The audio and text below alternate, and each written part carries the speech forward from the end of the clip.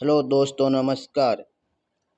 एक बार फिर से आपका स्वागत है। आज बात करने जा रहे हैं राजस्थान कर्मचारी चयन बोर्ड के द्वारा पशु परिचर का विस्तृत सिलेबस जारी कर दिया गया है संशोधित विभक्ति के माध्यम से। 2023 के अंदर भर्ती आई थी, अब जाके पेपर होने वाला है इसका 24 को। तो इसका विस्तृत सिलेबस जारी कर दिया गया है, उसके बारे में अपन बात करते हैं। 150 प्रश्न होंगे, 150 कुल अंक होंगे और 3 घंटों की अवधि होगी। पाठ्यक्रम के अनुसार समान बहुविकल्पी प्रश्न होंगे 150 प्रश्न। अधिकतम पूर्णांक 150 अंक का होगा। प्रत्येक से उत्तर के लिए अधिकतम 1 अंक दिया होगा। गलत उत्तर के लिए 1/4 अंक काटा जाएगा। जो भी भर्ती परीक्षा में पास होगा उसको न्यूनतम 40% अंक तो लाना जरूरी होगा। मानक स्तर सेकेंडरी का होगा, चाहे सिलेबस कुछ भी दिया हो, विस्तृत दिया हो, शॉर्ट दिया हो, कैसे भी दिया हो। माध्यमिक स्तर का होगा तो माध्यमिक स्तर का होगा, इसके अंदर कुछ भी कर सकते हैं, कोई से भी प्रश्न पूछ सकते हैं माध्यमिक शिक्षा के आधार पर जो पुस्तकें चल रही हैं उन पर। प्रश्नों की संख्या 150 है। राजस्थान राज्य के विशेष संदर्भ में माध्यमिक स्तर के सामान्य ज्ञान, जिसमें दैनिक विज्ञान पूछा जा रहा है, गणित पूछा जा रहा है, सामाजिक अध्ययन, भूगोल, इतिहास, संस्कृति, कला, पशुपालन का सामान्य ज्ञान, समसामयिक विषय आदि इसके अंदर पूछे जाने वाले हैं। अब इसका विस्तृत सिलेबस के बारे में जानकारी प्राप्त करते हैं। भूगोल, राजस्थान भूगोल में कौन से टॉपिक है? राजस्थान की स्थिति विस्तार, भौतिक स्वरूप, भौतिक विभाजन, मृदा, प्राकृतिक वनस्पतियाँ, वन संरक्षण, जलवायु, जल संसाधन, अफवाह तंत्र, झीलें, प्रमुख सिंचाई परियोजनाएं, जनसंख्या, आकार, वृद्धि, वितरण, घनत्व, लिंगानुपात, साक्षरता, परिवहन मार्ग इत्यादि पूछे जा रहे हैं भूगोल के अंदर। मतलब माध्यमिक शिक्षा बोर्ड तक की किताबों के आधार पर पूछा जाएगा। 10वीं लेवल तक का पूछा जा रहा है इसके अंदर। फिर है राजस्थान इतिहास, कला, संस्कृति के कौन से टॉपिक है?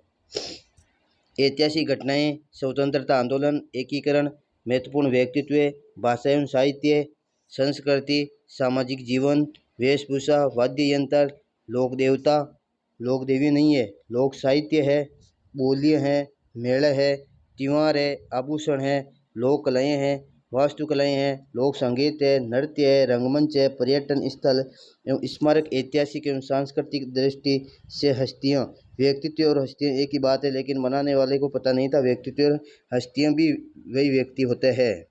अब बात करते हैं सामान्य विज्ञान। सामान्य विज्ञान में है भौतिक और रासायनिक परिवर्तन, धातु अधातु, प्रमुख यौगिक, प्रकाश का परिवर्तन और नियम, आनुवांशिक से संबंधित सामान्य शब्दावली, मानव का शरीर जिसमें संरचना, अंग तंत्र, प्रमुख मानव के रोग, पूरे रोग आ जाएंगे उसमें, कारक, निदान, अपशिष्ट प्रबंधन आदि प्रकार के है।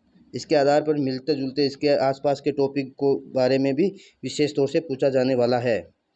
फिर आता है समसामयिक घटनाएं, खेल के बारे में, राजनीति के बारे में, अर्थव्यवस्था के बारे में, सामाजिक, भौगोलिक, सांस्कृतिक, पारिस्थितिकी संबंधी एवं तकनीकी क्षेत्र से संबंधित मुद्दे पूछे जाएंगे।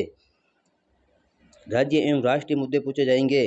प्रसिद्ध व्यक्तित्व के बारे में पूछा जाएगा। राज्य राष्ट्रीय कार्यक्रम एवं नीतियाँ।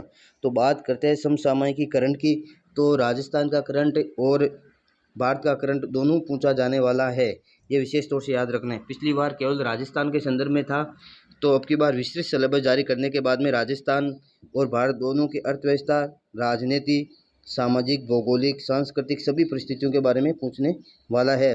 पारिस्थितिकी के बारे में तो विज्ञान के भी टॉपिक इसके अंदर जुड़ते आ रहे हैं, राजनीति के भी टॉपिक है इसके अंदर, और गणित है। गणित की बात करें तो महत्तम समावर्तीय, लघुत्तम समावर्तीय, औसत, लाभ हानि, प्रतिशत, साधारण ब्याज, चक्रवर्ती ब्याज अनुपात, समानुपात।